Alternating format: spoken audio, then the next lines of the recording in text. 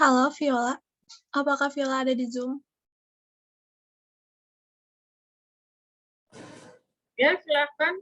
Silakan Vika dimulai.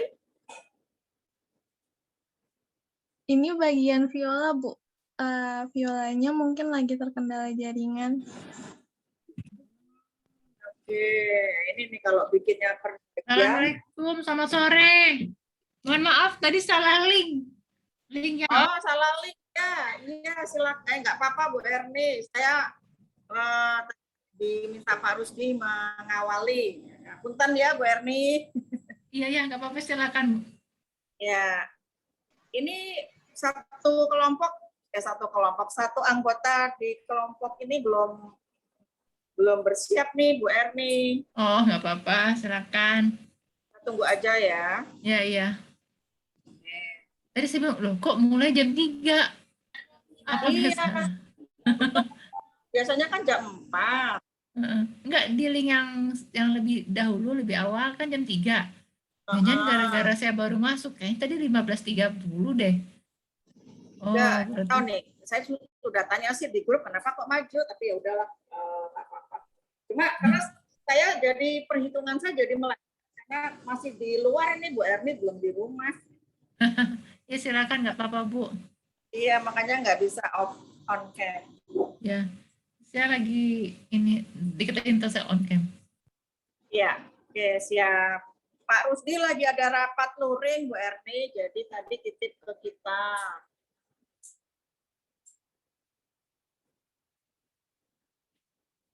Oke, gimana ini Viola? Halo, Viola. Ini kenapa gambarnya ada stetoskop ya? Emangnya Viola nggak boleh ngomongin ini? Iya, biasa. Kalau imun kaitannya sama kesehatan stetoskop. Ini kalau kita dari biolog itu dimajukan biolognya gitu. Iya ya. Ini pakai halaman nggak sih PowerPoint-nya? Saya cek dulu. Kalau nggak pakai halaman susah kita ngeceknya. Iya. Atau nggak boleh kalau dipakein dulu kan nggak lama ya Bu ya? Biar gampang. Turunnya sebentar ya, nggak pakai nih Bu. Tolong di ini deh, dipakein halaman biar seru.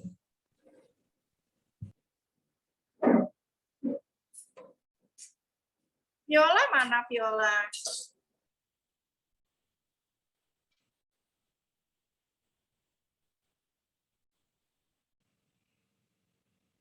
Di scroll aja PowerPoint-nya.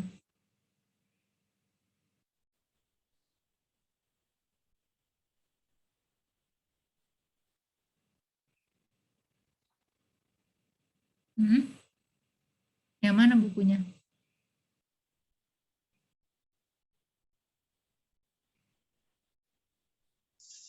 Di buku Albas Ibu yang Cellular and Molecular Immunology. Mungkin saya salah translate juga kali ya Bu. Oke, ini juga judulnya imunologi nggak gini ya.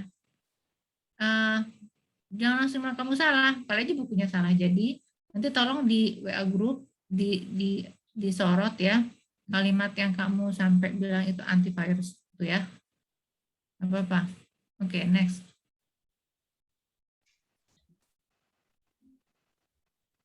Silakan.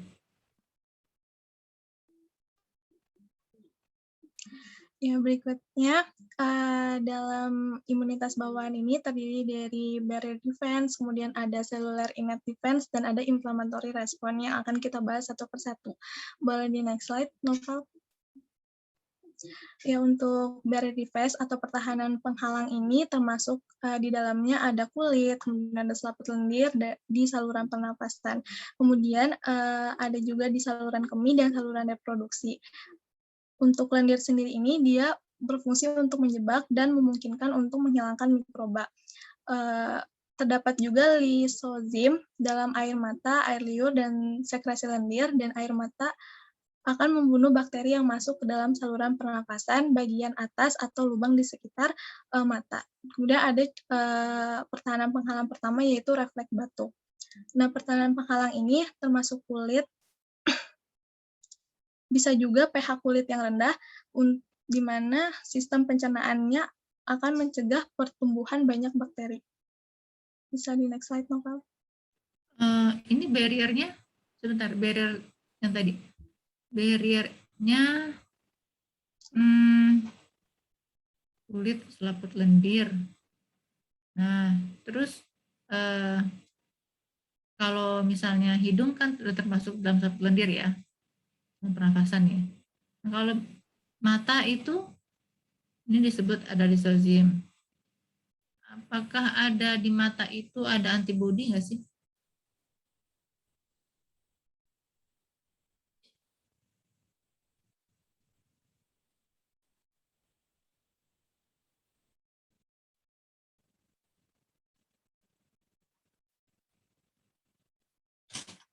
Di daerah mata ya. Di mata sepertinya tidak ada antibodi deh, Bu. Ya. Karena di daerah mata itu dalam pembuluhnya ya. Karena di mata itu nggak ada ini ya. Benar, di mata nggak ada antibodi. Nah, kemudian sekarang selain lisozim apa lagi itu? Cairan biologis yang berperan. Dan itu cukup terkenal. Karena dia punya keanehan, kalau misalnya terhadap HIV, ini kan kita sekarang masuk ke saliva ya, air liur. Kan udah bahas mata, terus air liur, terus saliva. Nah, sebenarnya bahasa Indonesianya apa ya? Air liur atau liur aja? Liur pasti berair, pasti cair ya. Nah, saliva itu jadi selain dalam saliva itu ada suatu protein yang dia itu punya kekhasan tersendiri. Jadi kalau terhadap HIV dia cukup mempunyai daya hambat replikasi si HIV, tapi terhadap virus yang lain seperti EBV dia enggak menghambat ya. Nah, itu namanya adalah singkatannya adalah tulisannya dalam bahasa Indonesia SLPI. Singkatan dari Secretory Leukocyte Protease Inhibitor. Ya, jadi ada bisa lihat Secretory Leukocyte Protease Inhibitor. Nah, SLPI itu dia ada di saliva, ada di semen, ada di cairan telinga juga ada cairan itu di rongga telinga, kemudian ada di cairan vagina juga ada ya. Nah, bagaimana dengan yang di air susu ibu? Di air susu ibu ada apa pertahanannya? Apakah kelompok ini eksplor sampai ke sana?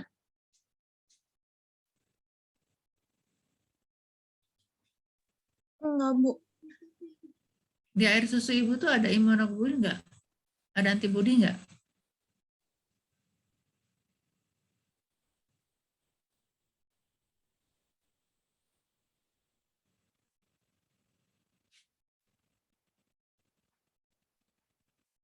Ada antibodi nggak di air susu ibu? Apalagi ada istilah yang disebut kolostrum. Ada, Ibu. Ada ya? Iya.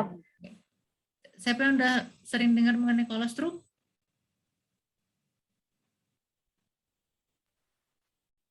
Kolostrum? Sampai kalau orang tidak punya ASI, ibunya malah dia beli kolostrum sapi. Apa itu kolostrum?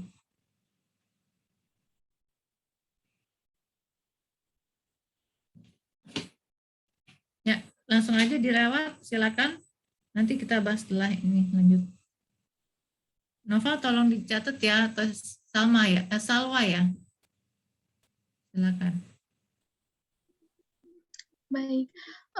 Kemudian yang kedua ada pertahanan bawaan seluler.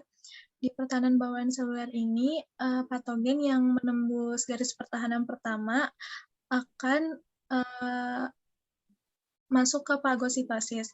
Nah, sel fagosit ini akan mendeteksi komponen jamur ataupun bakteri melalui TLR atau toll-like receptor, di mana TLR ini akan mengikat fragmen molekul karakteristik dari satu set patogen.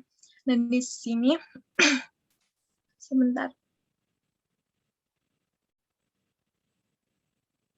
Nah, di sini ada TLR 3, di mana TLR3 ini ada pada permukaan bagian dalam vesikel endositik yang dapat mengenali RNA untai ganda virus. Kemudian ada TLR4,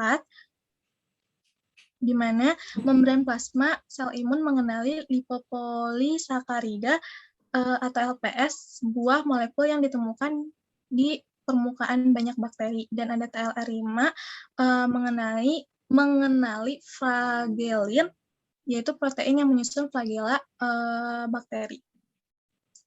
Nah, ini lipopolisakarida ini antigen atau apa nih? Atau bukan antigen? Ini antigen yang mana? Antigen non-self untuk manusia. Yang mana aja di antara di sini?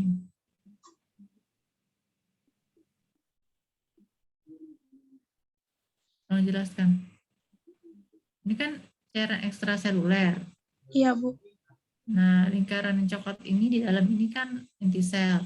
Nah, yang jadi antigen yang mana sehingga kalau ada toll-like receptor 4, toll-like receptor 5, antigen yang mana? Sel fagosit, Bu.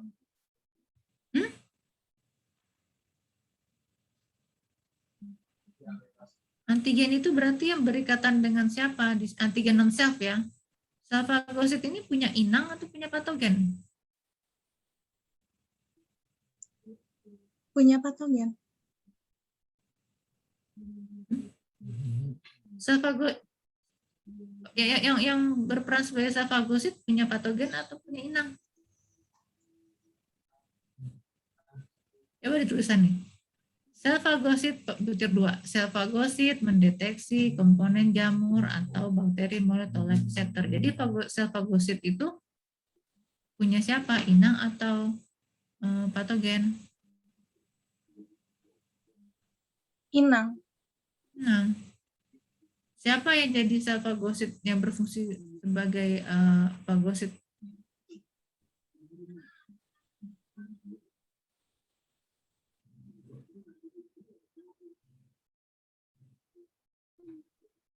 Contohnya apa sel fagosit itu? Contohnya apa?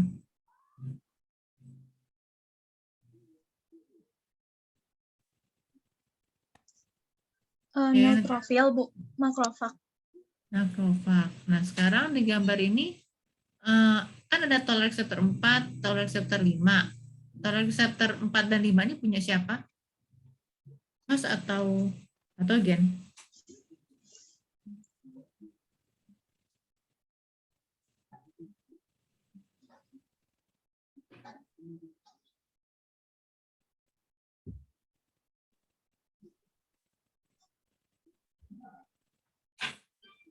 Ini pertanyaan saya ulang. Toll-like receptor 4 dan toll-like receptor 5 ini punyanya siapa? Host atau patogen?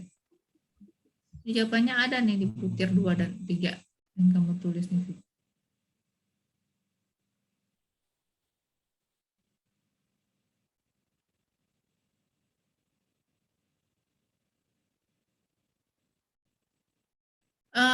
Satu lagi temannya siapa, Vika?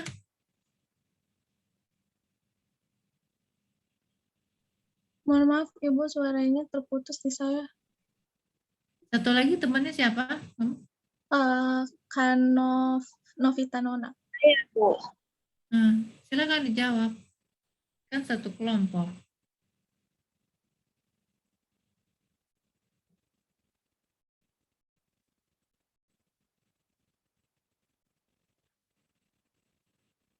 Panggilannya Nona ya?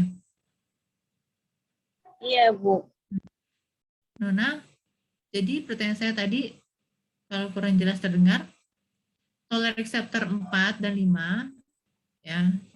Ini punya patogen atau punyanya host?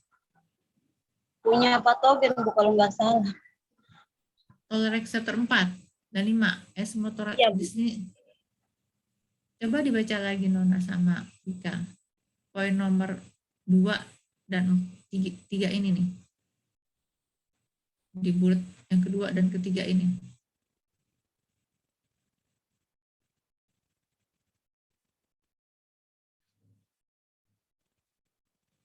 Nah, ini ada juga tolerant receptor 9 sama 3. Ini punya siapa? Inang ya Bu berarti. Alasannya apa? Tadi kamu bilang patogen, sekarang inang. Jadi alasannya apa? Kenapa berubah jadi inang? Izin Bu, itu Ya.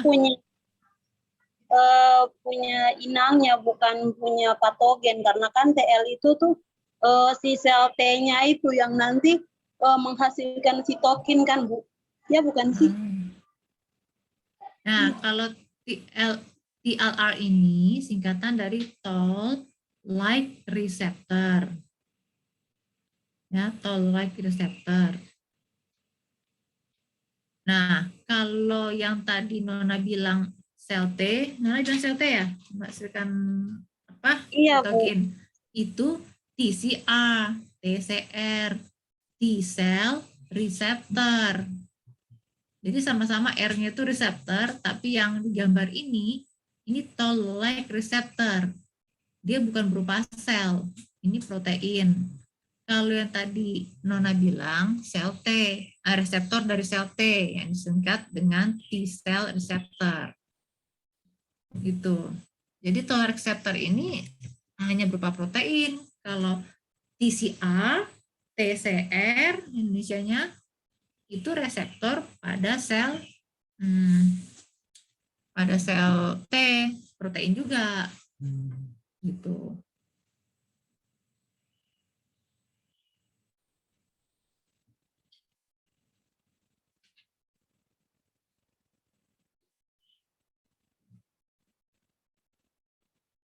Nah, jadi toll-like receptor ini tadi punya siapa? Punya host ya, yang inang. Nah, dia ini berikatan dengan apa mestinya nih Vika dan Nona? Ini yang untuk yang lain juga ya, nggak hanya yang presentasi loh. Untuk teman adik-adik yang lain juga. Toll-like receptor ini berikatan dengan siapa di sini nih? Di gambar, coba lihat gambar ini. Dengan flagellin sama lipopolisakarida, Bu. Flagellin sama lipopolisakarida itu punya siapa? Punya patogen, Bu. Punya patogen. Nah, patogennya kalau dilihat sini flagellin, lipopolisakarida, berarti patogennya siapakah itu? Maksud saya apakah itu jamur? Bakteri yang punya flagel ya, Bu. Ya, flagellin itu adalah protein yang bersifat antigenik pada pada flagel bakteri yang mempunyai flagel. Nah, kalau lipopolisakarida ini antigen dari bakteri gram negatif. Benar nggak? Gram Ya, negatif apa gram positif? Gram negatif, ya? Bu. Kalau positif, Ya. peptidoglikan. Ya, karena peptidoglikan sih. Di bakteri gram negatif juga ada peptidoglikan kan? Cuman yang posisinya ke permukaan itu adalah yang kontak dengan permukaan adalah peptidoglikan yang dari siapa? Gram positif lebih banyak. Nah, kemudian apalagi antigen kalau dari bakteri gram positif? Siapa tadi yang bicara tuh Novel apa siapa ya? Yang barusan jawab?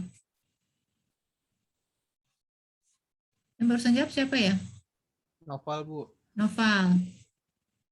Apalagi selain peptidoglikan yang berfungsi sebagai antigen dari bakteri gram positif adalah lipoteichoic acid atau disingkat dengan LPA gitu ya. Oke. Ya. Ini kita kita next ya. Terus lanjut slide-nya.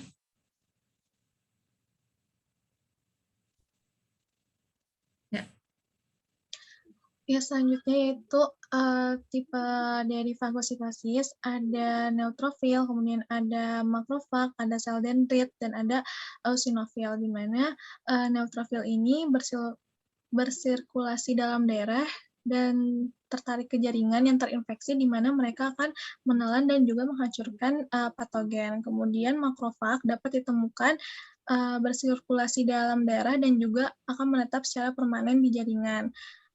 Sel dendrit yaitu dapat mengisi jaringan yang bersentuhan dengan lingkungan dan dapat bertindak untuk merangsang perkembangan dari kekebalan adaptif. Sementara eosinofil ini nantinya akan mengeluarkan enzim.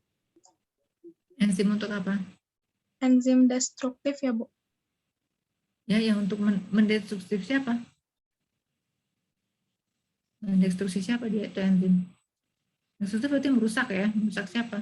Atau merusak apa? Merusak bakteri. Patogen. Iya.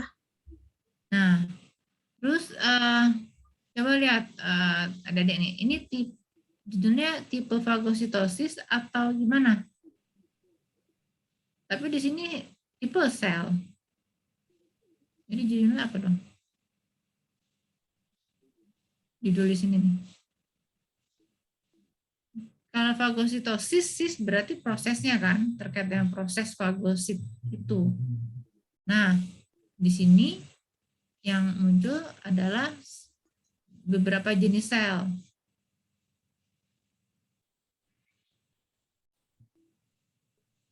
Apakah kelompok ini menerangkan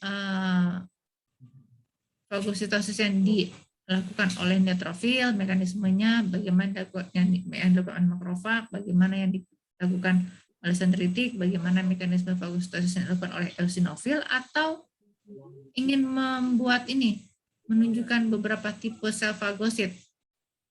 Menunjukkan beberapa tipe sel, Bu. Sel Hanya fagosit. sampai di situ saja. Ya, jadi tipe sel fagosit. Ya, maaf Next. Ibu. Terima kasih atas koreksinya. Gak usah minta maaf, kita belajar. Ini bisa ini dong. Next terus. Kemudian di sini ada molekul pengenalan pola sistem imun bawaan. Nah, yang tadi itu ada TLR, di mana TLR ini lokasinya di plasma membran. Kemudian ada spesifiknya itu dari 1 sampai 9. Dan ligan PAMP atau DAMP-nya bakteri LPS, peptidoglikan, dan asam nukleat virus. Kemudian ada LNRS, node-like receptor, kemudian ada LRS atau retinoic acid inducible gen-like receptor. Dan sisanya bisa dilihat ya. Ada CLRS, ada N-formyl, sama ada scavenger receptor. Bisa di next slide, Nova. Tunggu sebentar. Iya, Bu.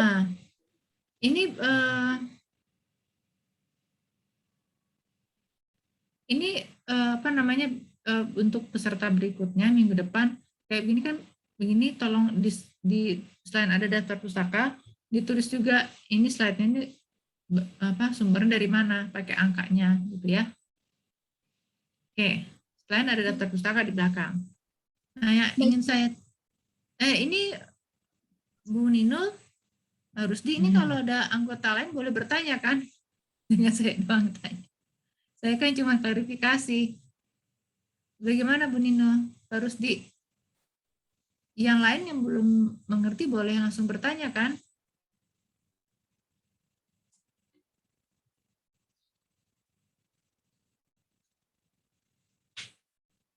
Halo?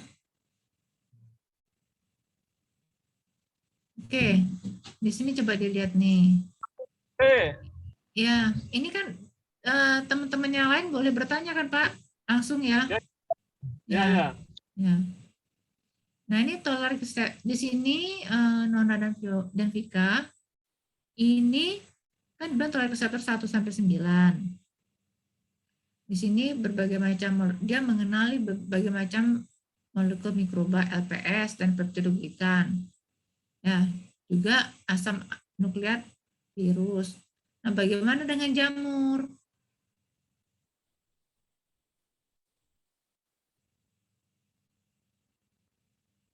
Jamur itu dikenal total reseptor keberapa? Di PowerPoint saya ada tuh, oleh jamur dikenali oleh total reseptor berapa. Ya, jadi kalau besok adik-adik ketemu tabel begini, kalau emang harus perlu dilengkapi aja. Tapi dilengkapinya gak usah ribet diketik, langsung pas presentasi dibilang.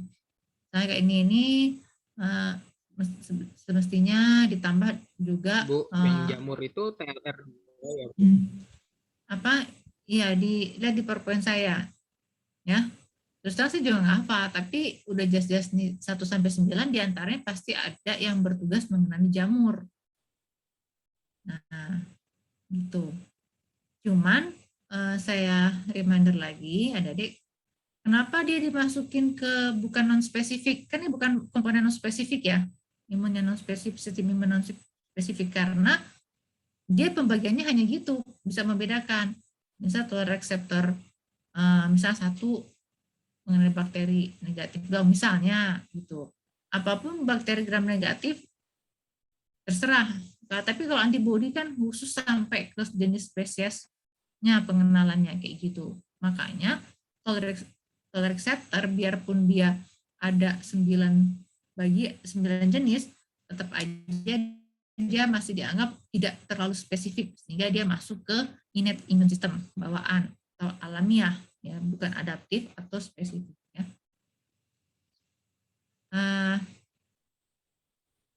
Kemudian kalau ada yang mau bertanya atau menambahkan, silakan di next.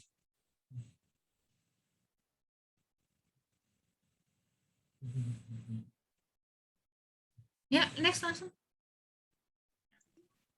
Ya, Noval, dimulai di next slide. Berikutnya di sini saya akan membahas mengenai sel NK atau neutrophil killer cell. Sel NK Apa? ini NK itu singkatan dari natural, maaf, natural killer cell. Nah, sel NK ini atau sel pembunuh alami dapat mengenali dan menghilangkan sel yang sakit, baik itu pada vertebrata maupun pada manusia. Sel NK ini paling dikenal untuk membunuh sel yang terinfeksi virus dan dapat mendeteksi serta mengendalikan tanda-tanda awal pada kanker. Kemudian sel NK ini tidak menelan sel yang terserang, sebaliknya mereka akan melepaskan bahan kimia yang menyebabkan kematian sel, menghambat penyebaran sel yang terinfeksi virus ataupun kanker. Nah, pada makhluk hidup atau Maaf, vertebrata. saya stop dulu. Berarti Ya, CNK ini enggak, dia mekanismenya kayak fagosit ya? iya, Bu. Mengenali dan menghilangkan sel. Enggak, dia tuh mengeliminasi sel patogen itu dengan cara difagosit sel patogen atau bagaimana? CNK ini.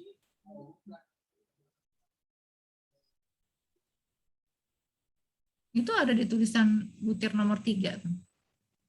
Kalau fagosit Melepaskan kan, bahan kimia, Bu. nah iya, tapi sama enggak? Makrofag juga melepaskan bahan kimia, tapi maksudnya intinya kalau makrofag itu kan sel patogen atau antigen non-safe itu kan ditelan sama dia, ya. Nah kalau pada natural killer cell itu ditelan nggak itu si patogen, sel patogen dan atau antigen patogennya? Enggak kan? Kamu udah tulis, kalian udah tulis nih, tidak menelan. Makanya tadi di tipe-tipe sel fagosit sel NK nggak ada gitu, ya. Berarti bahan kimia yang dilepas oleh si natural killer cell ini tentu ada berbeda dengan yang dilepaskan, tidak semua sama dengan yang dilepaskan oleh makrofag, sel makrofag, ya. Sel makrofag juga melepaskan bahan kimia, cuman pada natural killer ini ada bahan kimia yang daya rusaknya terhadap sel patogen atau antigen patogen itu lebih besar, kayak gitu. Ya, next. Nah ya, untuk pada gambar ini semua sel yang berinti memiliki molekul yang namanya MHC. Nah MHC ini molekul histokompatibilitas utama. Nah MHC M-nya ini mana M-nya? Itu baru histo dari HM-nya apa M? molekul, Bu.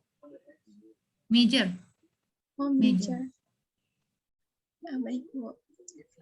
MHC ini merupakan molekul glikoprotein besar yang dapat ditemukan di membran sel, sebagian besar sel, baik itu vertebrata. Nah, pada manusia, molekul MHC ini disebut juga dengan antigen MHC atau Human Leukocyte Antigen, HLA. Molekul MHC ini akan memainkan peran penting dalam membantu sel-sel kekebalan kita dan membedakan antara sel kita sendiri dan sel zat asing non-self. Pada gambar ini bisa kita lihat ya yang natural killer cell, yang normal cell, itu semua sel berinti memiliki molekul MHC kelas 1. Nah, namun jika sel kita yang terinfeksi, molekul MHC kelas 1 ini akan berkurang. Sel pembunuh alami ini akan menyediakan sarana untuk memantau sel kita melalui mekanisme ganda untuk mengikatnya. Pada gambar, sel yang normal itu memiliki molekul MHC kelas 1 yang memungkinkan kedua situs pengikatan untuk ditempati. Intinya, kehadiran MHC kelas 1 ini dapat mencegah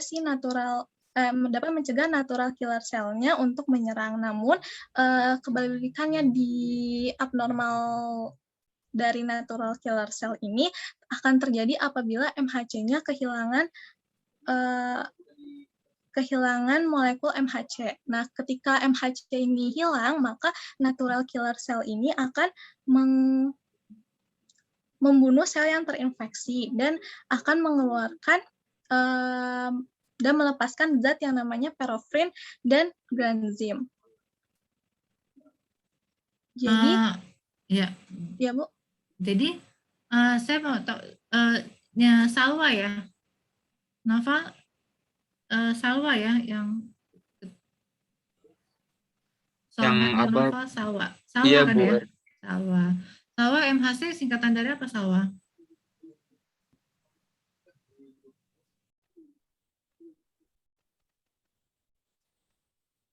Oke, kalau gitu diulang lagi Nona, MHC singkatan dari apa Nona?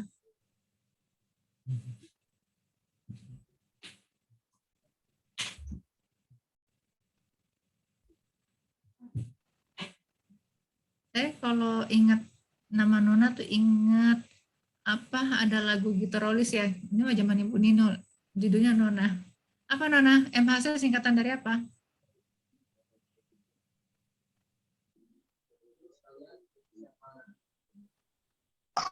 Lupa Ibu, tadi nggak dengar baik-baik. Ini dibuatnya bareng kan PowerPoint-nya? Apa dipisah-pisah halaman sekian, start sekian sampai start sekian Nona, start sekian sampai sekian Vika gitu? Cara kerjanya gimana? Dipisah sih Bu, tapi udah sebelum hari presentasi itu udah terkumpul. Jadi bisa dilihat kembali presentasinya. Oke, MHC itu singkatan dari Major Histocompatibility Complex. Nah, MHC khusus untuk manusia itu ada istilahnya itu HLA. HLA itu singkatan dari Human Leukocyte Antigen, ya. Itu.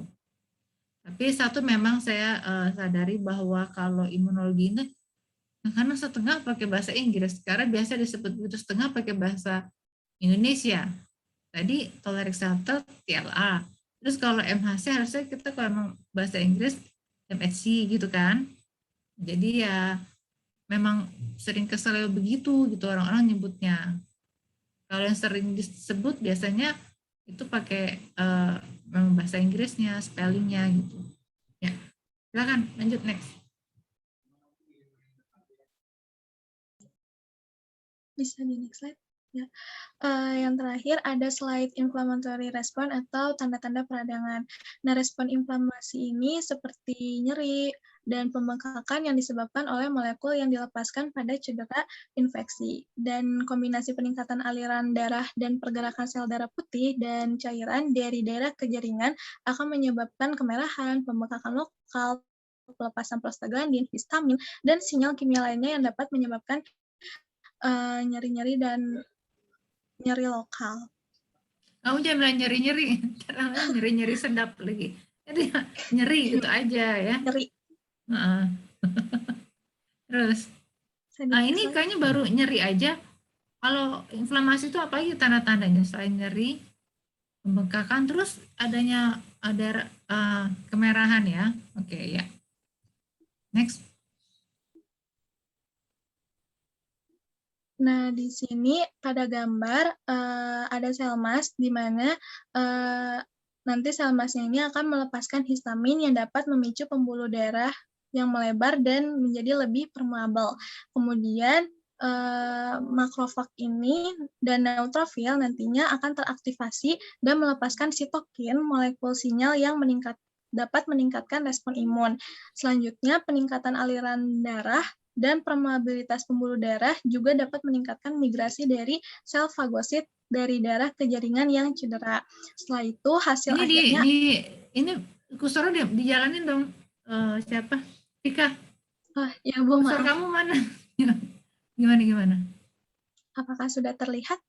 Ya udah ada kursornya. Ya. Nah, jadi sel mas ini akan melepaskan histamin dan memicu pembuluh darah melebar dan menjadi lebih permeabel. Kemudian hilang ya, kursornya hilang ya? Saya nggak lihat lagi kursor kamu. Hilang, Bu. Nah, apa memang gitu ya? Kursornya ada. Yang lain di mana? Naval lihat nggak kursornya Tika? Kebetulan karena saya yang present, jadi saya nggak bisa lihat, Bu. Oh, ya terang aja lah, Fik. Oh, ya iya. Harusnya yang gerakin ini ya, Naval berarti ya? Sebenarnya dari annotate bisa sih, Bu. Nah, terus ya notate aja deh. Tika bisa kan, Tika? Bisa sebentar. Biar ada gambar jadi enak gitu dia jelasinnya.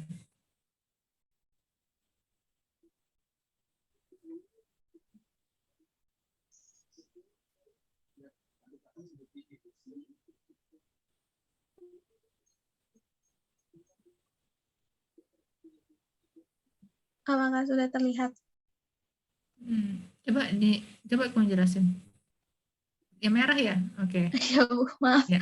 Oke, nggak apa-apa. Terus nggak usah ganti warna biar cepat apa aja. Okay. Nah, di sini ada sel mas. Di sini sel masnya ini akan melepaskan histamin dan kemudian akan memicu pembuluh darah yang melebar. Pembuluh darah yang melebar yang di sini dan menjadi lebih permeabel. Kemudian makrofag dan neutrofil ini akan teraktivasi dan melepaskan sitokin, di mana sitokin ini molekul sinyal yang dapat meningkatkan respon imun. Selanjutnya akan ada... Tunggu, Vika, sorry. Sitokin adalah apa tadi? Melepaskan sitokin, kemudian... Sitokin itu adalah apa? Sitokin adalah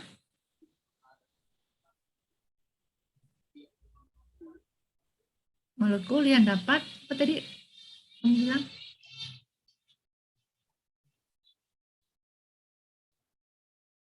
Sitokin, protein yang berperan dalam kekebalan tubuh, Bu. Nah, terus tadi? Nah, maksud saya, makrofag dan neutrofil ini akan teraktivasi melepaskan sitokin, dan kemudian molekul sinyal yang terbentuknya akan meningkatkan respon imun. Oke, kalau gitu sitokin pengertiannya apa? Sitokin merupakan salah satu protein yang berperan dalam sistem kekebalan tubuh. Ini berperan sebagai apa dia?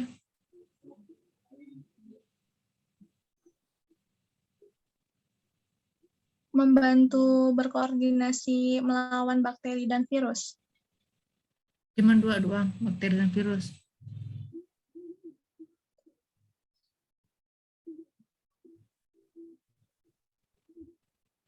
Oke, Iya, jadi Bu. sitokin itu adalah protein soluble yang larut dalam air yang dilepaskan oleh sel-sel sistem imun.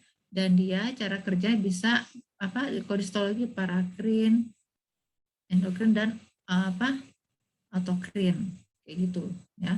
Dia jadi bisa menghasilkan protein yang diperlukan oleh dirinya sendiri atau yang diperlukan oleh sel tetangganya atau yang diperlukan oleh sel yang jauh dari posisi dia saat itu kayak gitu ya. Lanjut Vika. Ya, Bu. Sorry. Dan kemudian sitokin ini saya lengkapin lagi ya, maaf. Dan sitokin ini dia memang mempunyai peranan dalam sistem imun. Peranannya apa? Ada 3. 1, untuk menstimulasi atau menginduksi respon imun. Ya, turut berperan. Berarti hanya dia doang nih untuk menginduksi respon imun. Yang kedua, untuk membantu meregulasi respon imun. Yang ketiga, juga membantu untuk menekan atau mensupresi respon imun. Jadi waktu respon imun kita belum ada, dibantu. Jadi semua itu nggak ada yang utama, dia membantu satu sama lain. Pas udah responnya udah terus sampai menginduksi itu sampai dia menstimulasi terus respon imun sampai sudah pada titik tertentu sampai puncaknya, dia harus ditekan tuh respon imun oleh siapa? Oleh sitokin juga. Nah, sitokin lagi semua sitokin itu banyak jenisnya. Jadi ada sitokin untuk menstimulasi, ada sitokin untuk menginduksi, menstimulasi, kemudian mensupresi dan meregulasi respon imun, gitu. Ya, sitokin ini nggak hanya satu, seperti saya bilang tadi. Tipenya aja ada beberapa, ada yang disebut interleukin. Interleukin ini juga ada 1 sampai berapa puluh jenis interleukin. Kemudian ada yang disebut kelompok kemokin, ada kelompok tumor necrosis factor, ada yang kemokin ya, ada yang berbentuk apalagi tumor growth factor juga ada ya. Ya, silakan next. Interferon juga ada. Ya, next. Terus setelah peningkatan aliran darah dan permeabilitas darah juga dapat meningkatkan migrasi dari sel fagosit dari daerah ke jaringan yang cedera. Dan nantinya fagosit ini akan berkumpul di sini dan hasil akhirnya itu berupa akumulasi nanah yang kaya akan sel darah putih, patogen mati, dan puing-puing sel seperti pada gambar di sini. Seperti itu. Boleh di next slide, Nova? Ya, boleh. Boleh. Nah, jerawat yang, belum, Deng. Nova, masih sebelumnya. Jerawat yang ada pada gambar tadi itu merupakan contoh baik dari respon inflamasi yang menggambarkan karakteristik inflammatory respon. Saya pikir jerawatnya siapa? Kamu mau bilang jerawat itu adalah jerawat sih, gitu. Saya pikir kamu mau bilang gitu. Bukan, Bu. Peradangan yang dapat bersifat lokal juga. Selain itu ada demam yang jadi respon inflamasi sistemik yang dipicu oleh pirogen yang dilepaskan oleh makrofag dan oleh toksin dari patogen. Sekian. Ini nyerinya kenapa nih? Katanya nyeri. Nyerinya kenapa nih, Vika? Oh, ada jerawat nyeri. Apa tuh mediator kimiawi yang menyebabkan nyeri? Menyebabkan nyeri pada jerawat ya, Bu? Ya pada apa aja sih, pada inflamasi. Tapi ini contohnya jerawat. Apa tuh?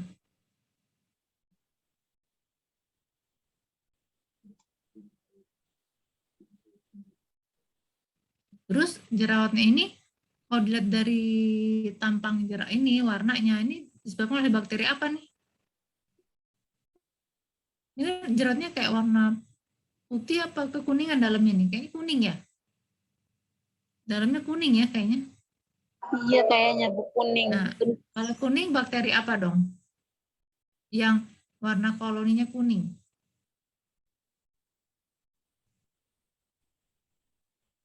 Oke, saya buka clue-nya. Staphylococcus apa yang kuning? Kuning itu berarti kan apa arahnya bisa warna emas ya, gold ya. Jadi Staphylococcus apa? Emas, emas itu bahasa kimianya apa emas istilahnya? Ini Bu, Staphylococcus aureus. Tuh kan. Dari kemarin sudah bilang Novel ya. Novel tuh dia pemerhati Zaki itu jerawat. Bu. Oh Jaki, salah dong.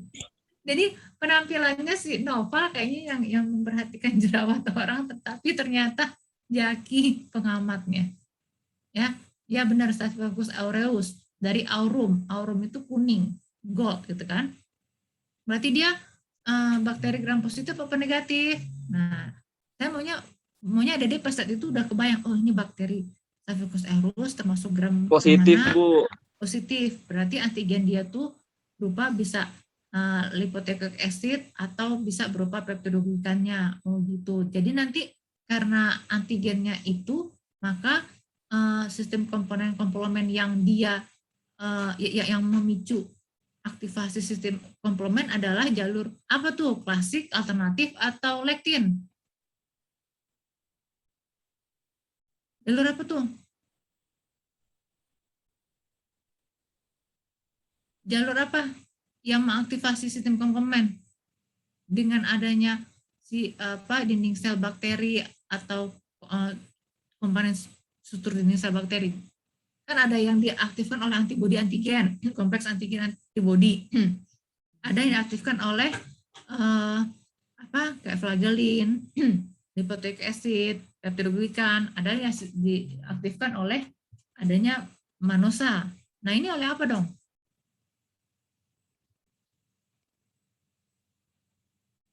Saya kasih pilihan jalur klasik apa jalur alternatif nih?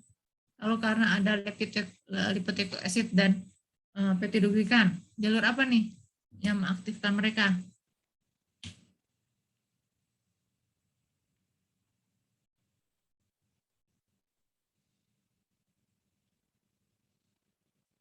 Oke, kalau nggak nanti aja di akhir kita bahas ya. Jadi maksud saya nanti kalau ada adik terjun ke sekolah, kasih aja gambar ini. Karena berkesan ya, apalagi anak SMA atau SMP kan lagi-laginya jerawatan tuh. Ini gini, di dalam jerawat ini sebenarnya kayak gitu. Dari sini baru masuk gambar-gambar yang ngejelimet di bawahnya ini nih kayak gitu. Tapi saya masih nggak tahu ya SMA zaman kapan, mungkin aja sampai ke sini nantinya kayak gitu 10 tahun ke depan misalnya. Ya, next.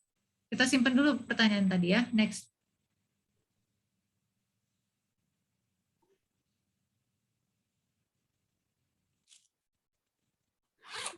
Ya, berikutnya akan dijelaskan oleh Kanona. Kepada Kanona dipersilakan.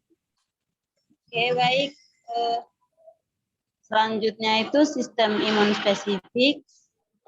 Sistem imun spesifik ini adalah sistem yang dimana dapat mengenali suatu substansi asing yang masuk ke dalam tubuh dan dapat memacu perkembangan respon imun yang spesifik terhadap substansi tersebut.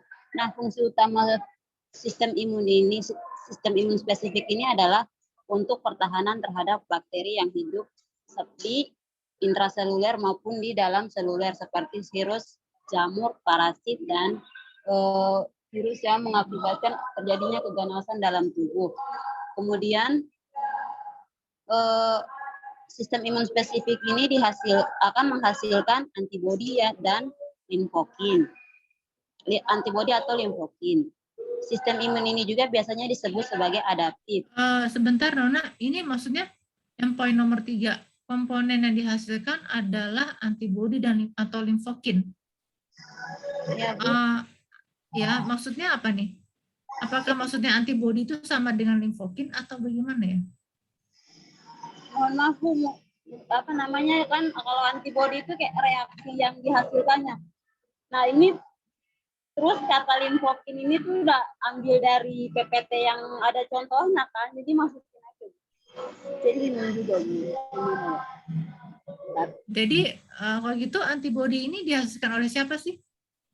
Kok apa dalam sistem imun yang menghasilkan antibodi itu siapa?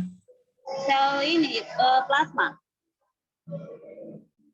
Sel plasma itu sebelum jadi sel plasma, sel apa?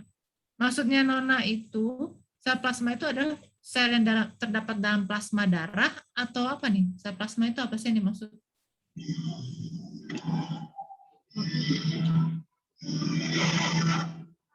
Iya yang kan apa namanya?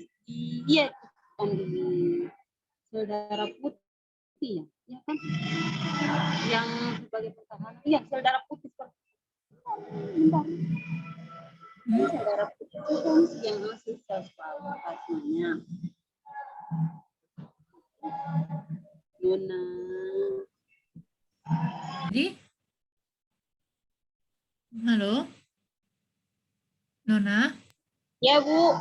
Ya, ini kamu lagi di asrama ya? Iya Ibu, sekolahnya di rusun. Ini rusunnya juga punya apa olahraga. Nggak tahu, udah disuruh diam tapi nggak bisa, sampai udah mau gila. Ya nggak bisa lah, orangnya banyak, yang nyuruh diam satu orang. Tapi suara kita jelas nggak? Kecil banget Ibu, ini malah speakernya udah gede sampai di telinga. Jadi oke.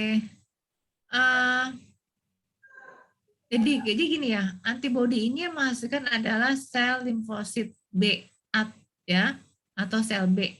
Nah, sel B yang sudah tadi antibodi ini kan mulai dari dalam terus diekspresikan ke permukaan sel B.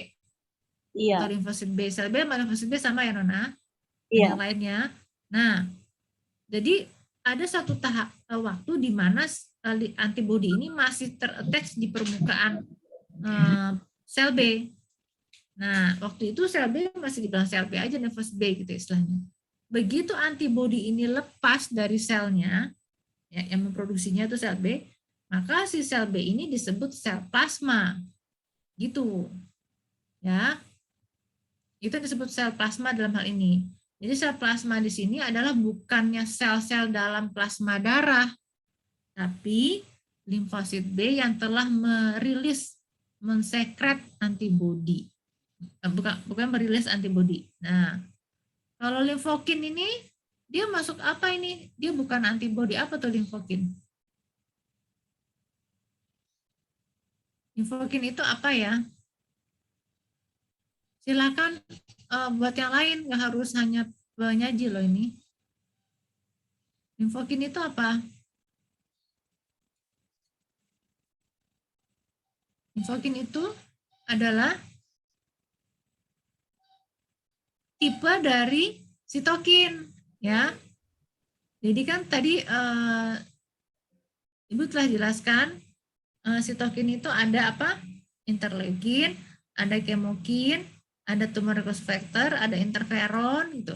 Nah, ada satu yang tadi belum disebut saking banyaknya, yaitu limfokin, ya. Jadi ini jangan disebut antibodi atau limfokin. Ini kesannya antibodi itu adalah limfokin. Padahal antibodi berbeda dengan limfokin. Walaupun antibodi dengan limfokin itu sama-sama protein, ya, tetapi fungsinya berbeda. Yang berikatan dengan antigen yang mengikat antigen adalah antibodi, bukan limfokin. Jadi limfokin ini bulang adalah satu dari beberapa tipe sitokin, ya. Nona, suara Ibu kedengaran nggak? Iya, kedengaran Bu. Ya, next, lanjut Nona. Bisa di next. Yang nomor 4 udah disebut ya? Belum deh? Udah tadi. Ya disebut ada aktif. Oke. Ya, next. Bu Erni, saya izin konfirmasi, Bu. Limfokin itu, kalau saya baca, istilah lama suatu sitokin, itu benar juga, Bu Erni. Berarti dia tuh bukan dari, maksudnya dia tuh bagian dari sitokin yang kayak tadi Ibu sebutin, TNF, interleukin, kemokin. gitu ya Bu? Kenapa itu bacanya di mana? Ini Jaki apa novel sih? Novel Bu. Novel.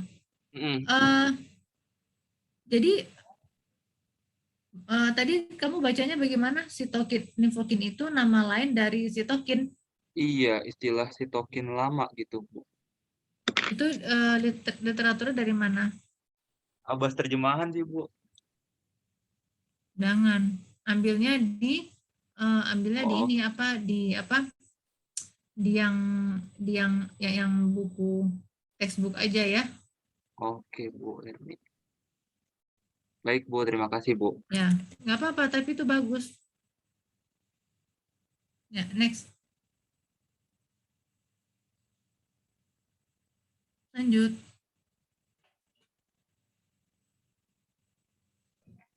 Astaga. Oke, selanjutnya respon imun spesifik. Nah, respon imun spesifik ini terjadi apabila respon imun non spesifiknya gagal dalam menghancurkan patogen yang masuk ke dalam sel. Nah, jadi di respon imun spesifik ini itu adalah respon imun pertahanan terakhir tubuh. Jadi kalau imun non spesifiknya melawan patogen namun tidak bisa untuk menghancurkan atau membunuh si patogen tersebut, si respon imun spesifik ini yang akan maju di depan, yang akan membantu untuk membunuh si patogen yang berusaha masuk ke dalam sel tersebut. Nah, sebentar Nona. Jadi setelah komponen imun yang non spesifik itu berjuang, ternyata masih lanjut, ada yang bocor masuk ke arah lebih dalam lagi dari tubuh host, sudah tidak tertanggulangi oleh sel komponen sistem imun yang non spesifik, maka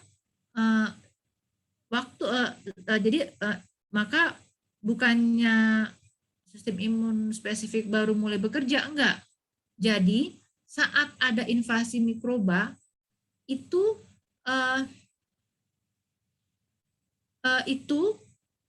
si sel pertama mikroba atau patogen melewati barrier yang tadi disebut Vika kan, ya kan? Nah, kemudian masuk ke dalam, lalu kan ketemu sama sel ketemu dengan episi kan, antigen presenting cell, sel yang menyajikan antigen, kan Nona? Contohnya makrofag, sel B, gitu ya. Terus sel dendritik. Nah, itu dia si sel penyaji antigen itu dia cukup kontak selama 12 detik aja, dia udah bisa langsung kontaknya 12 detik, lalu diolahlah antigennya sampai sel-sel penyaji antigen itu mengekspresikan si PAM dari antigen. PAM itu bagian dari antigen atau antibodi ya Nona? Apa Bu, Ibu besar tidak begitu dengar. Aduh. Gini saya tanya sama Vika, tapi Vika janji jelasin ntar ke Nona ya. Vika, itu PAM itu bagian dari antigen atau antibodi, Vika?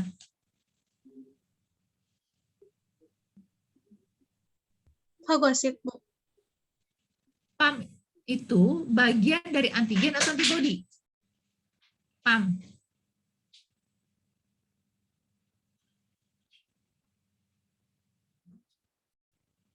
Nah, PAM itu kan singkatan dari Pathogen Associated Molecular Pattern ya. Itu adalah bagian dari antigen, karena bagian dari patogen. Yang apanya? Bagian dari antigen si patogen. Nah, udah kan? Jadi waktu patogen itu menginvasi inang, dia kan akan bertemu dengan, saya ulang lagi, akan bertemu dengan sistem pertahanan yang barrier yang tadi kan, yang barrier kayak kulit, terus selaput lendir, nah, terus masuk lagi kan yang masuk patogen hanya satu kan, bisa berjuta-juta ya, berjuta-juta patogen.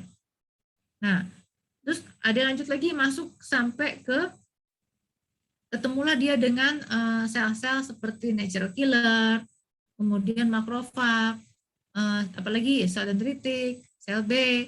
Nah, kalau dia ketemu dengan natural killer, maka dia akan dieliminasi dengan cara apa?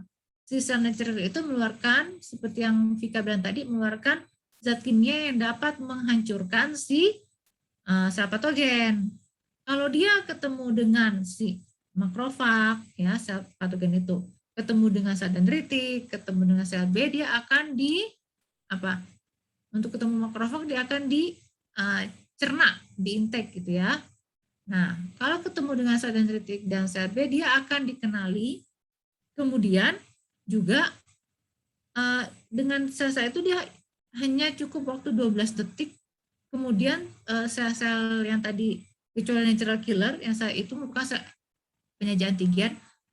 Selama 2 detik, sel yang antigen presenting cell itu akan memproses antigen patogen itu menjadi hanya berupa PAM, diekspresikan berupa PAM ke permukaan sel mereka sendiri. Permukaan mereka itu maksudnya makrofag atau sel B atau siapa tadi?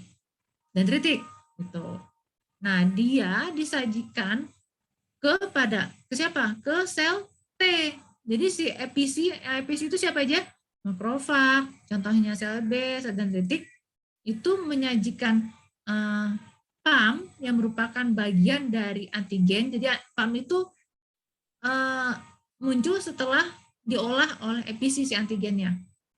Disajikan dengan menggunakan MHC. Gitu. Ya. Nah, kemana disajikan? Ke sel T. Kayak gitu. Nah, waktu itu terjadi, ini yang pertahanan sistem imun non-spesifik tetap berusaha nih. Kayak selaput lendir, segala macam, disozim, tetap berusaha menghalangi. Tapi kan jumlah patogennya banyak, tetap lebih masuknya ke dalam. Nah, selama proses ini, kan tadi si sel T udah menyadari adanya patogen kan, karena sudah disajikan oleh sel penyaji antigen atau episi dengan menggunakan MHC kan. Ini loh ada PAM-nya patogen. Nih saya bawa ini PAM-nya. Saya bawain yang jadi nampaknya tuh si MHC.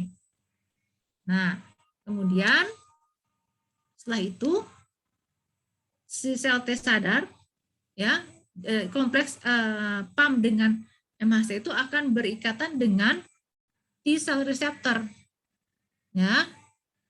Engagement antara kompleks tersebut akan menghasilkan sitokin ya, dengan jenisnya bisa interleukin, bisa kemokin, limfokin ya, tergantung yang nomor berapa gitu ya. Itu akan salah satu diantaranya akan dihasilkan sitokin, interleukin ya, atau sitokin lah secara umum yang bisa disekret oleh sel T yang bisa menyebabkan sel B jadi matur.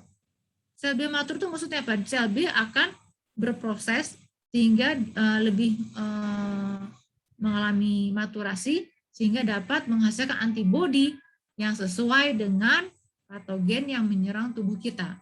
Nah, waktu saat itu sistem pertahanan yang non spesifik kayak disozim, kayak sel natural killer, kayak makrofag ataupun toll receptor tetap bekerja.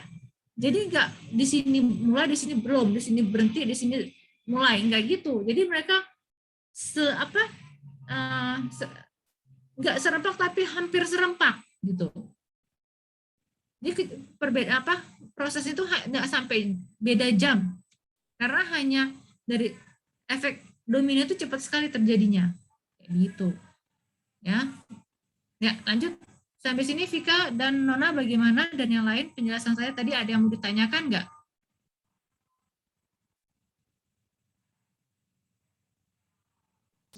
Sepertinya belum, Bu. Masih mencoba memahami. Oke. Jadi singkatnya belum jelas banget, nggak apa-apa. Oke, next. Ya, next. Ini udah mulai.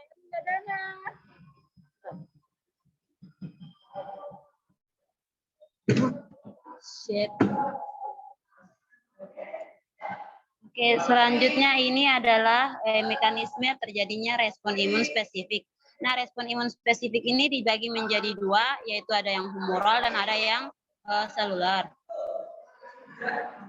Nah, yang humoral ini reaksinya itu dimulai dari apabila patogen yang masuk ke apabila ada patogen yang masuk, si antigen yang di luar sel ini dia akan merangsang sel B. Nah, setelah di sel B-nya terangsang, sel B ini dia akan berkembang atau berproliferasi, membentuk sel memori dan plasma sel. Nah, setelah sel memori dan plasma sel terbentuk, si plasma sel ini akan berkembang dia akan berkembang kemudian membentuk antibodi. Nah, antibodi ini yang akan dijadikan akan dikirim kembali untuk membunuh atau menghancurkan antigen yang menghancurkan patogen yang tadi masuk. Nah, itu reaksi di humoral. Nah, sedangkan reaksi di seluler ini beda lagi. Kalau di humoral itu kan dia menggunakan antibodi. Nah, sedangkan di seluler ini dia menggunakan selnya. Nah, kalau di seluler ini saat patogen masuk, dia si antigen ini akan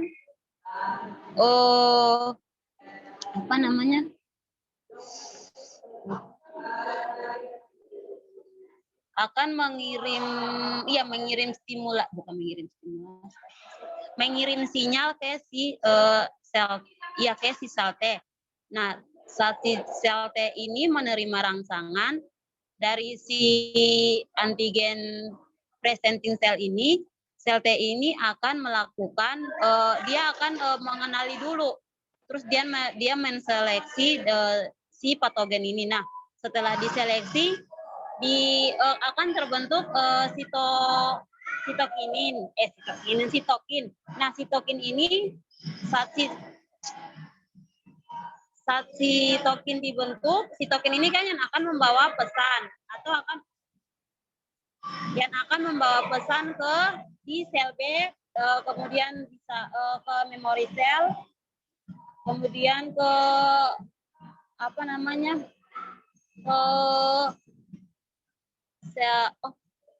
mohon maaf Ibu. Jadi pas si sel T ini membentuk sitokin ini, nah sitokin ini dia yang akan maaf Rona, sel T bukan membentuk sitokin, tapi melepaskan sitokin, menghasilkan. Oh, melepaskan ya. Iya Bu, mohon maaf Bu. Oke, nggak usah minta maaf Nona. Iya Bu. Oke, ulang ya. Dari yang reaksi selulernya ya. Nah, saat si patogen masuk atau si benda asing ini masuk ke dalam sel, nah bagian lapisan luar selnya ini dia akan merangsang si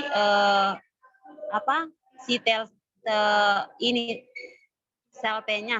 Nah, setelah sel T-nya ini menerima rangsangan dari APC atau antigen presenting selnya, nah sel T ini dia akan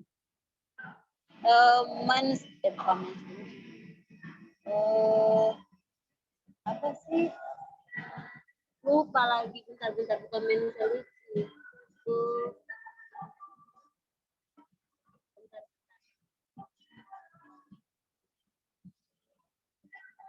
Ya, dia yang akan mengirim sitokin ke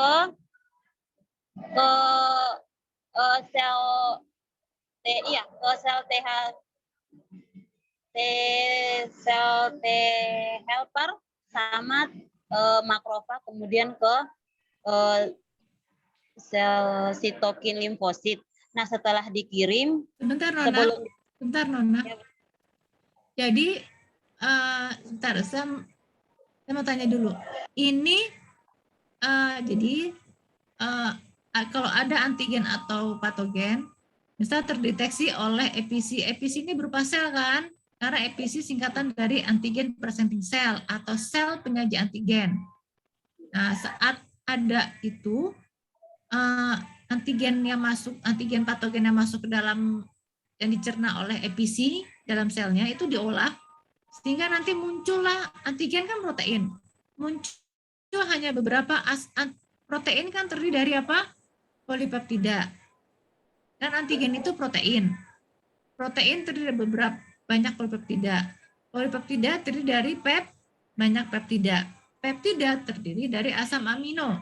Nah, dari antigen patogen ini yang masuk ke dalam EPC, ya, antigen presenting cell. EPC kan artinya sel penyaji antigen. Nah, dia ini si EPC ini mengolah antigen patogen yang masuk dalam dia sehingga nanti akan dimunculkan kembali ke permukaan sel dari EPC ini, ya, dengan dibawa oleh MHC. Tapi hanya tinggal beberapa asam amino dari antigennya. Nah, beberapa asam amino itulah yang disebut dengan PAMS. Ya, PAMS itu singkatan dari apa? Pattern atau pathogen associated molecular pattern. Ya, jadi Nona bisa lihat kan di sini ada, saya nggak bisa kursor saya. Jadi ini yang di antara EPC sama sel T itu kan ada daerah oranye ya Nona? Halo Nona? Nona?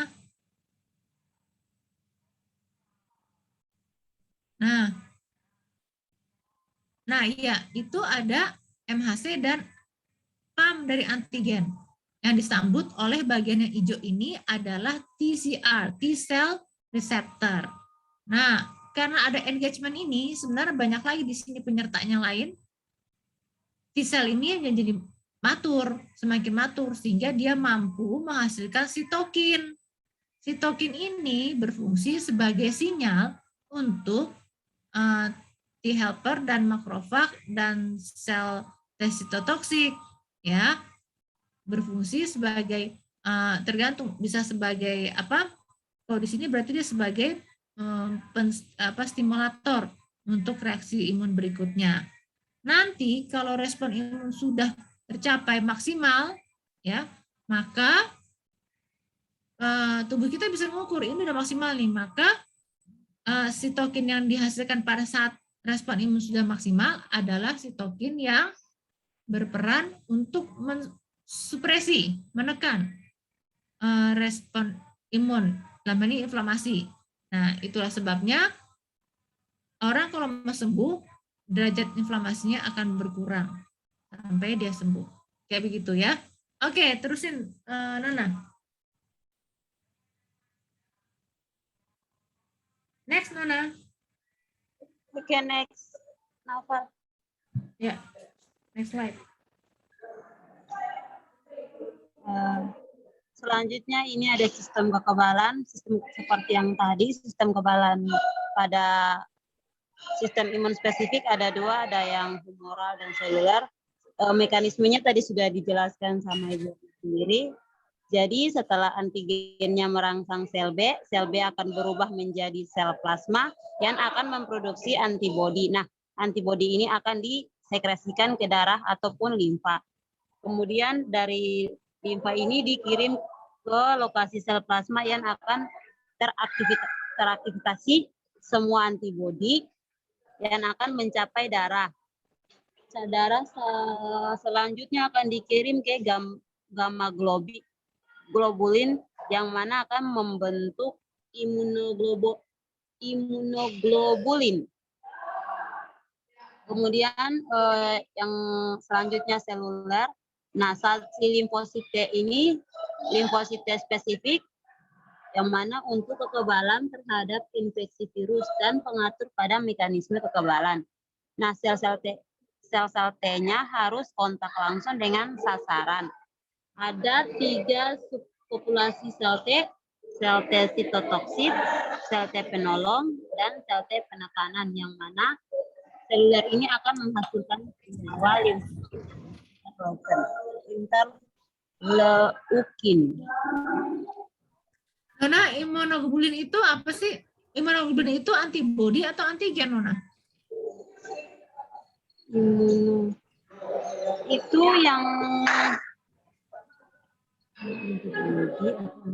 antigen ya, Bu? Ya kan di sini. Itu kan masuk di seluler ya? Iya, berarti bukan antibodi. Imunoglobulin Tapi itu ini mahasiswa masuk kiriman antigen dari Papua. atau antibodi ya, Nona? Ini apa bacaannya? Ini Nona udah jelasin nih di slide-nya. Saya bacain ya. Ya, Bu. Semua antibodi akan mencapai darah. Nah, jadi itu disebutnya imunoglobulin. Jadi imunoglobulin itu antibodi atau antigen, Nona? Antibodi, Bu. Ya, bukan antigen ya. Ya, Ya, Bu. next. Bu. Oke. Next, Naval. Ini ada perbedaan antara sistem imun non-spesifik sama sistem imun spesifik. Nah, sistem imun non-spesifik ini biasanya selalu tersedia, kemudian dapat segera tidak dapat.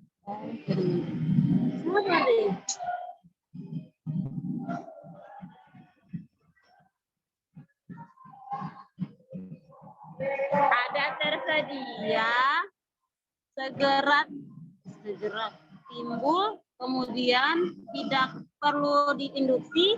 Kemudian pada sistem imun non-spesifik ini proteksi jangka panjang. Tapi kalau pada sistem imun spesifik terjadi apabila diinduksi atau misal dengan vaksinisasi dan proteksinya itu dalam jangka lama. Kemudian dari responnya, kalau di sistem imun non-spesifik itu kuat dan dapat segera terjadi, namun di sistem imun non-spesifik itu ada lag time yang mana di antara masa pendedahan dengan terjadinya respon yang kuat. Kemudian kalau di respon imun non-spesifik itu dia tidak spesifik terhadap antigen tertentu, kemudian kalau sistem imun spesifik itu dia spesifik terhadap antigen. Yang selanjutnya terakhir itu kalau di sistem imun non spesifik itu dia tidak menghasilkan memori atau imunologis, sedangkan kalau di sistem imun spesifik itu dia akan menghasilkan memori atau imunologis. Itu pendedahan apa sih artinya, Nona? Pendedahan.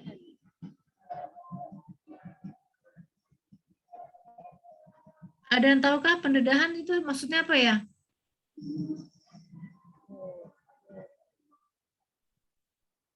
Vika, pendedahan apa artinya maksudnya? Paparan, Bu. Pemaparan? Nggak tahu, saya juga nggak tahu nih. Saya jarang. Dulu pernah dengar tapi nggak lupa apa artinya. Pemaparan. Apa, Bu? Iya, saya ambil ya. Bahasa Inggrisnya kayak Oh, expose, oke. Oke, Nona, bisa dibaca lagi? Ini kotaknya ada memori. Tadi Nona bacanya memori atau imunologis. Tolong dibaca lagi, Nona. Yang terakhir ya, Bu? Ya. Yang pendedahannya. Bentar, Bu. Kamu pakai handphone ya, Nona? Ini di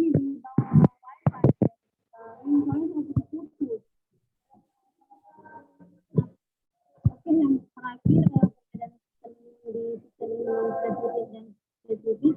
Kalau di spesifik, paparannya itu tidak dapat menghasilkan memori atau imunologis. Nah, menghasilkan memori, menghasilkan ingatan atau memori imunologis, bukan memori atau imunologis, Nona ya? memori, ingatan atau memori imunologis ya. Ingatan itu kan sama dengan memori. Iya, Bu. Memori sama dengan ingat, bukan memori sama dengan imunologis ya. Ya, next slide. Next. Next slide. Adapun referensinya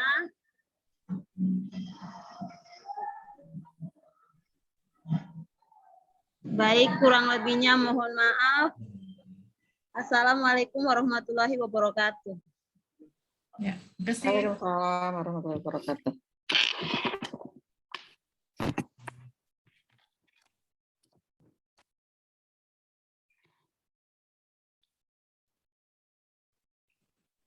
Ya, ini kan hari ini satu kelompok ini aja ya, Noval ya? Iya, Bu Erni. Oke, kita buka tadi. Kolostrum itu apa, yuk? Kolostrum itu cairan kuning, Bu. Jerawat, cairan jerawat juga kuning, Noval. Ntar dulu, Bu, saya lupa deh, Bu, jadinya, Bu. Aduh. Ya, karena kamu sampai umur kapanpun nggak bakal punya kolostrum. Itu dulu teman-teman di stop share dulu. Ayo deh yang perempuan bantuin Noval tuh, dia nggak akan punya kolostrum seumur hidupnya tuh. Kolostrum itu yang di ASI ya, Bu? Ya, apa coba Zaki, kolostrum itu apa? Ayo, siapa yang ada niat mau menikah dalam waktu dekat terus tahu tuh. Iya. Oh, langsung punya anak dalam waktu dekat. Yang tahun lalu kan sempat viral tuh Bu Erni tuh. Mengenai apa ya kolostrum? Konsumsi kolostrum. Jadi ada satu suplemen yang diklaim mengandung kolostrum untuk antibodi COVID.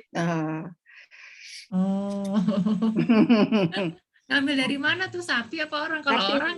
Kalau orang, wah, jadi terus muncul banyak bercandaan. Ya, tapi kan kolostrum itu sebenarnya apa benar dia bisa jadiin powder? Rusak dong dia kok jadi powder kan melalui pemanasan ya, Bu ya? Saya itu nggak yakin gitu. Nah, tapi ini teman-teman harus tahu dulu nih kolostrum apa coba. Ya. Nova semangat banget.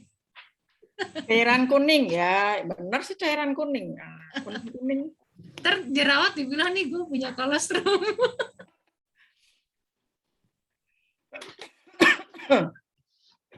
Nah, kolostrum itu kan cairan, emang warnanya kuning dan dia paling banyak menurut para ahli paling banyak zat gizinya karena antibodi juga paling banyak konsentrasi di antara dia kan bagian dari air susu ibu yang keluar hanya beberapa di awal-awal saat ASI pertama kali keluar gitu. Jadi makanya kalau orang habis melahirkan Bu Ninul ya, itu bayinya baru di lap aja gitu langsung dikasih ASI di ruang bersalin gitu. Jadi ibunya dijahit, bayinya bayinya disodor-sodorin ya, skin to skin. Iya gitu ya. Bonding skin to skin. Terus tadi apa lagi tuh yang tadi? Jadi kalau limfokin itu bukannya nama lain sitokin, limfokin itu memang tipe dari jenis-jenis dari sitokin. Terus tadi itu yang jerawat tuh gimana itu? Bakterinya kan bakteri gram apa ya tadi? Teman-teman bilang bakteri apa jerawat? Positif, Bu. Gram positif. Nah, itu dia si peptidoglikannya sama LTA-nya itu dia memicu sistem komplement dari jalur apa ya? Klasik ya, Bu. Klasik, kalau klasik itu, nah kalau yang alternatif pakai apa dia? Diaktifasi oleh apa? Saya lagi cari nih. Saya boleh share screen nggak? Ya, boleh Bu Erni. Boleh Bu. Saya share screen sebentar ya. Ini share screen, ini dia. Ini kan udah PowerPoint-nya udah ada di Google Drive ya. Nah, kayak gini, ini cuma satu ini doang kok. Nah, ini dia. Jalur, apa nih? Jalur alternatif. Karena dari, nah, ini nama jalurnya di atas nih. Ya, ini kan sistem komplement diaktifkan bisa melalui 3 jalur, bisa klasikal, bisa jalur leptin, bisa jalur alternatif. Nah, kalau jalur alternatif dengan adanya keberadaan kayak tadi, flagellin, ya, pathogenic surface itu maksud permukaan sel patogen. Berarti antigennya kan, maksudnya antigennya yang apa ya, yang komponen-komponen, jadi remahan dari sel patogen yang sisa-sisa yang dimakan sama makrofag tapi tidak sempurna ya, itu kan remah-remahannya itu kan ada bagian dari permukaan patogen, itu bisa memicu aktivasi sel komplement dari jalur alternatif. Ini kan pathogenic surface, antigen juga pathogenic surface, beda. Maksudnya di sini adalah memang antigen itu memang ada di permukaan sel patogen, tapi kalau ini adalah surface bagian dari permukaan sel, seluruh permukaan sel patogen ya. Jadi kayak peptidoglikan itu bisa memicu sistem komplement dari jalur alternatif. Nah, kompleks antigen antibody, ada antigen tapi yang berikatan dengan antibody harus ya. Kalau sudah berikatan dengan antibody si antigennya, barulah dia kompleks tersebut bisa mengaktifasi sistem komplement dari jalur klasik. Nah, kalau jalur lektin, ya jalur lektin ini adalah lektin ini punya siapa? Lektin ini punya host, ya. Dia teraktifkan jalur sistem komplement dari jalur melalui jalur lektin jika ada manan. Karena yang dimaksud PAM di sini kan di sini pengenalan PAM oleh lektin. Lektinnya punya si host. PAM yang dimaksudnya adalah PAM yang terdapat dalam manan. Ya, jadi ini genus bakteri Mycobacterium nih yang bisa memicu pathway lektin, sampai saat ini diketahui demikian. Manan itu kan adalah sebenarnya bagian dari manosa. Dari namanya aja udah ketahuan, manosa itu kan karbohidrat kan. Nah ini dia. Kayak gitu deh. Ya. Terima kasih. Nah, berarti jadi kayak gitu. Jadi kalau ada pertanyaan teman-teman bingung, kita simpan dulu sampai di akhir. Jadi nggak lama-lama nunggu presenternya, jadi jangan terlalu lama berhenti gitu. Ya. Itu demikian Bu Nino. Silakan Bu Nino, tambahannya Pak Rusdi.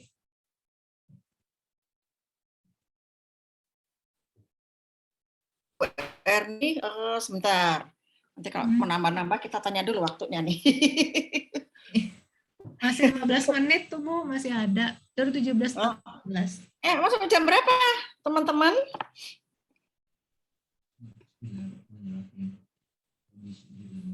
Kita sampai jam berapa ya? Kita mulai jam berapa tadi tuh? Bentar, kita mulai, saya hitung dulu nih Bu. Setengah 4 ya. Ayo cepat berhitungnya.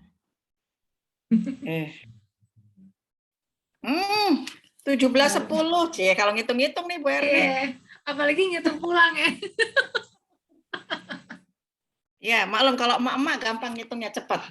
Sama.